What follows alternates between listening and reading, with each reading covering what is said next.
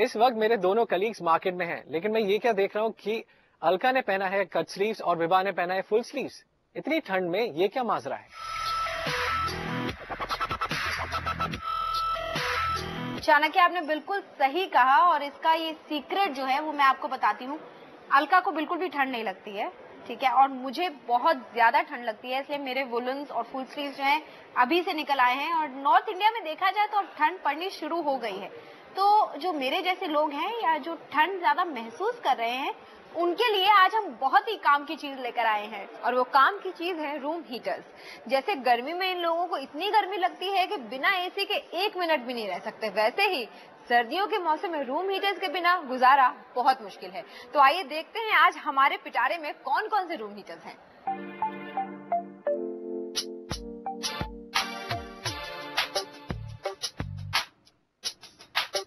Room heaters भी बाकी appliances की तरह ही कई तरह के होते हैं, जिनमें 3 तरह के हीटर्स मेन है: एलिमेंट हीटर, हैलोजन या क्वार्ट्ज, ओएफआर और ब्लोअर।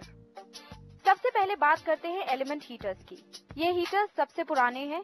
ब्लोअर्स भी इसी कैटेगरी के अंदर ही आते हैं। इनमें कोई कॉइल या ट्यूब नहीं होती। ये हॉट एयर ब्लो करता है और रूम को गर्म करता है। रेंज तो ब्लोअर्स की भी ज्यादा नहीं होती। इनकी कीमत है लगभग 1000 रुपए से 2500 रुपए तक। बाजार में इन हीटर्स के कई सारे ब्रांड्स अवेलेबल हैं, जैसे ऊषा, बजाज और ऑरपैट। हैलोजन हीटर्स काफी लाइट वेट और पोर्टेबल होते हैं। इसमें इलेक्ट्रिक कॉइल्स की जगह हैलोजन एलिमेंट्स होते हैं।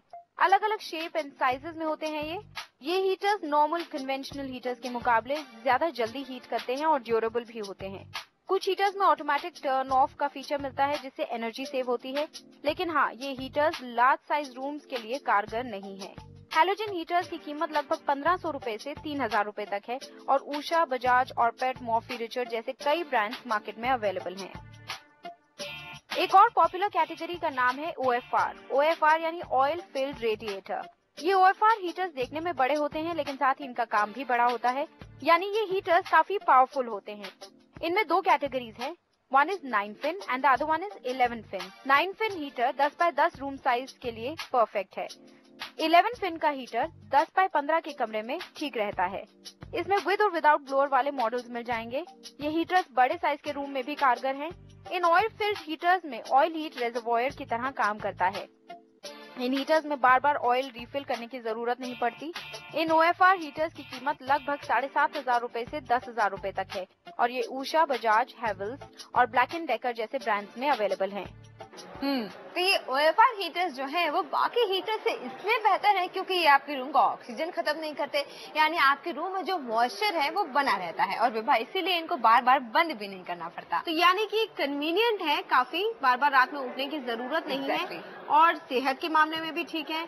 लेकिन दिक्कत क्या आती है, पॉकेट के लिए इतने फायदेमंद नहीं है क्योंकि एक तो ये ज्यादा कॉस्टली भी है बाकी हीटर्स के मुकाबले, और दूसरी बात जब रात भर हीटर चलेगा तो बिजली का बिल भी तो ज्यादा ही आएगा।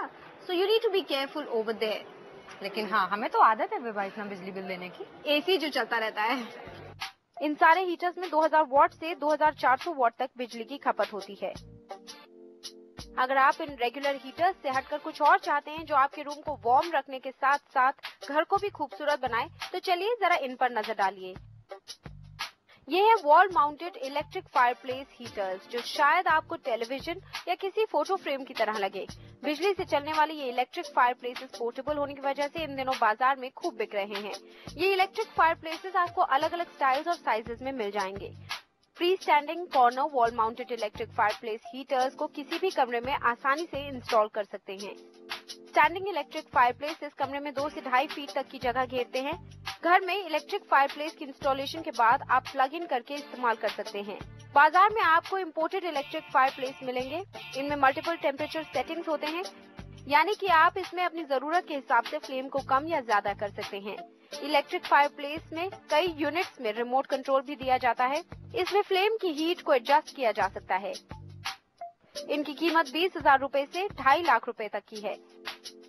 इनमें जो बेसिक मेंटेनेंस रिक्वायरमेंट है वो है 2 से 3 साल में इनके लाइट बल्ब्स का रिप्लेसमेंट, और साथ ही साथ आप फ्रंट ग्लास डोर को भी समय समय पर साफ करते रहें तो इसकी चमक बनी रहेगी। well, जिस तरह से कि आपके रेफ्रिजरेटर और एसी में स्टार रेटिंग्स होती हैं, वैसे इन रूम हीटर्स में आपको स्टार रेटिंग्स नहीं मिलेंगे और उसकी वजह ये है कि आपका जो एसी है, रेफ्रिजरेटर है, वो 24 घंटे या ज्यादा चलता है as compare to your room heater.